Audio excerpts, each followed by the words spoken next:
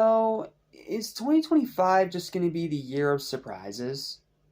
Like, this is what, the third or fourth one in a row for this year? For this month, especially? Because this is, again, another movie that I had little to no expectations for, aside from the fact that it's from the director of Top Gun Maverick. And I've already seen a billion racing movies, so this felt like it was just going to be one of those that wasn't going to be for me, that was going to make a bunch of money at the box office, but I've been more lukewarm on. So, imagine my surprise when, by the time I finished it, even though there is one huge problem with it we have to get out of the way immediately, it is way too damn long. And I'll get to that when I get to that, but honestly, I had a great time with it. It's a great racing movie, and believe it or not, this is a video game movie. Yes, believe it or not, this technically counts as a video game movie because F1 is an actual video game series. So, it's a lot like Gran Turismo, which I have not reviewed, and I probably won't have time to review, I'm sorry. But just know, I do like Gran Turismo, that's a good movie. But a lot like Gran Turismo, it's more a video game movie, just in name, and the rest of it is its own unique original story, which can go one of two ways. It can go, again, like Gran Turismo, it can be a great thing, or it can be like Need for Speed, where it just doesn't work, period. So, going in with that, and having watched a ton of racing movies back when I did Metal May, this is one I had mixed expectations for. I didn't think it was going to be awful by any means, but I don't know, sometimes with these like giant blockbuster crowd pleasers, sometimes they just don't work for me. Thankfully this one did though, and I have a good bit of reasons to tell why, so sit down, buckle up, and prepare for a ride. What's up, what's happening, what's going on, everybody? Welcome back to Mr. Station, which is for anything and everything animation, including TV and movies. I'm your host, Jackson Small. Welcome to my review of F1 the movie. Again, very loosely, a video game movie, but also a racing movie that just happens to star Brad Pitt and is directed by the guy that made the incredible Top Gun Maverick. Which, I freaking love that movie. I adore Top Gun Maverick, and it made me appreciate the original Top Gun more after I watched it. So, when I heard that he was going to be the one making this movie, I'm like, okay, well, even if this movie's not going to be for me, at least he'll give it that amazing cinematography and make us feel like we are in the driver's seat of this car. He did that really well. Dude is good at what he does. But the rest of the movie, honestly, very surprising. I thought the rest of it was going to be, like, very generic, and it really wasn't. It's got problems, but I do think that this is a movie that you should go out and see if you haven't yet. It's funny, it is heart-pounding,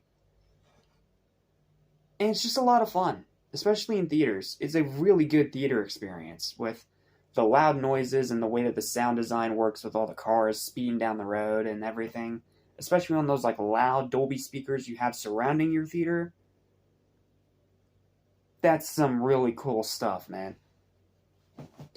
Alright, enough of my rambling. Here's my review of F1. I hope you enjoy. Spoiler free, as always. Here we go.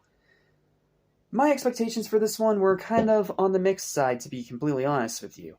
I didn't think it would be bad or anything like that, but I'm not really into Formula 1 racing. It's just not my thing. And a lot like Gran Turismo, which, again, was good by the way, it's very loosely a video game movie. And we all know how inconsistent that freaking track record is. You know, you have one side with your Illumination Mario and Sonic the Hedgehog trilogy, and you have your other side that pretty much encompasses pretty much everything else. So there was plenty of reason to be concerned that it would be just another racing movie. And again, considering how I spent an entire month, not even like, 2-3 years ago, going through a ton of these racing movies back to back to back, yeah, I was kind of burnt out, pun intended, on racing movies. However, I had a pretty good time with this one when I finally saw it yesterday, and I can definitely recommend it as a great theater experience.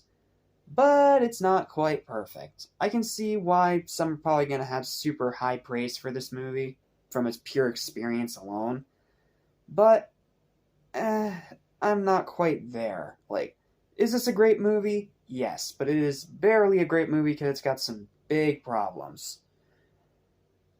For instance, this movie's biggest problem, right off the bat, as I said earlier, is that it is way too long. This movie is almost 3 hours.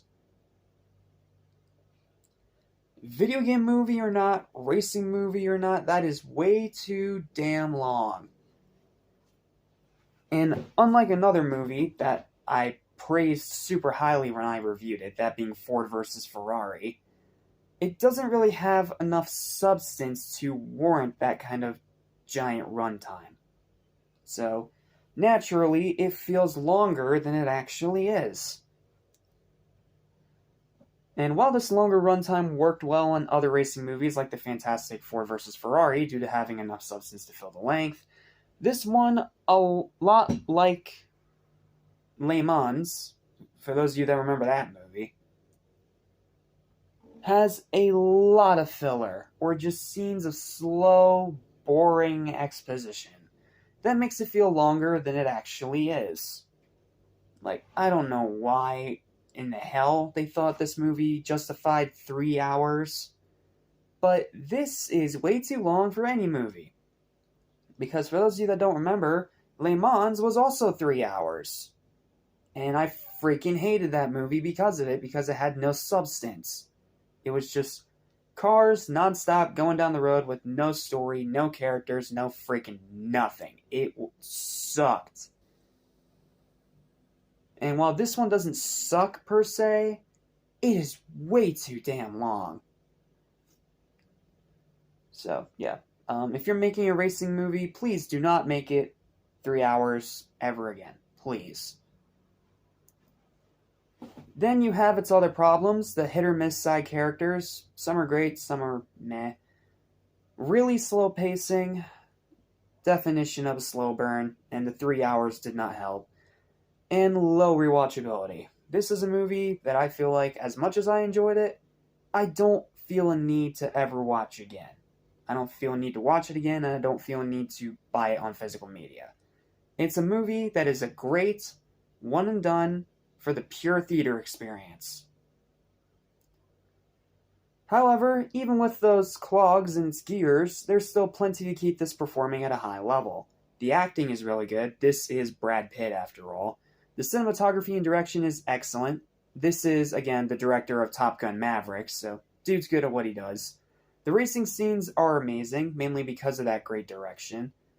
Characters, while simple, are compelling. They're simple, you've seen them before, but they're fine enough. They're not terrible by any means. The final race is an adrenaline rush. Love the final race in this movie. Genuinely excellent finale. The ending is refreshing. It does not end the way that most of these movies end, which is nice. And the soundtrack is phenomenal. Ed Sheeran's rock song Drive, especially, which is already stuck in my head. Ed Sheeran made a freaking rock song for a movie soundtrack and is freaking amazing. Seriously. You not listened to Drive yet? Go listen to it right now. It is really, really damn good. And the best theme song they could have picked for this movie. Overall, while I can't say it's one of the best movies of the year or anywhere close to Ford vs. Ferrari, I adore Ford v Ferrari. That is one of my favorite racing movies ever, and it was one of the best first-time watches I had when I did Metal May. It was such a good movie. I absolutely love that one. It is still a great time that is worth the price of admission, especially if you live close to a theater that does not overcharge you for tickets. Yes, it is way too long. I cannot stress this enough. Like, if you go to see this movie, prepare for a very long sit. And I don't really have much desire to rewatch it again, but I'm still glad I watched it, and I can recommend it if you enjoy these kind of movies. If you like racing movies, you're gonna like this. If you like Brad Pitt, you're gonna like this. If you love Top Gun Maverick, you're gonna find a lot of impressive cinematography and direction. However, if you are none of those things, this movie's not really going to appeal to you much. And again, the 3 hours really does not help. Seriously, if you chop this down to maybe like an hour 45, it would work a lot better. But hey, what do I know? It's already breaking everyone's predictions box office wise, so what do I know? I'm just a guy on the internet. But it is worth at least one lap around the track. It is a pretty great movie, but it's one that is definitely one and done. And that is why its final verdict is an 8 out of 10. It's a great movie. It is definitely a great theater experience, and Top Gun Maverick director does a great job doing what he does and putting you in the driver's seat of this race car and having you feel that adrenaline with the characters because of the point of view shots and how you see the camera shake as they're making turns and all that stuff. But it is way too long of 3 hours. The characters are hit or miss. The pacing is slow, and there's not really much desire to rewatch it after you watch it. It's a movie that you watch once for the theater experience and leave it at that. So, yeah. But if you love this movie more than me, I can entirely understand why. This is mainly just my fault for being burnt out on racing movies. Maybe if I wasn't, I would have a better time with this. And again, if it wasn't 3 fucking hours, it would probably be better. But as it is, it's a great movie, but a one and done. And that is all my thoughts on F1 the movie. Thank you guys so much for watching. Please don't forget to like, share, and subscribe for more videos like this almost every single day. And if you're wondering all my opinions on the movies that I did for Metal May, I will leave either a time card thing up here or a link in the comments section for you to check out that playlist, because I went through a lot of racing movies in that review series, including Fast and Furious, Speed Racer, Need for Speed, Le Mans, and Thunderball. And that's just naming a few. So, that's all I got. Thank you guys so much for watching, and I'll see you in the next review. Excited for what comes up ahead.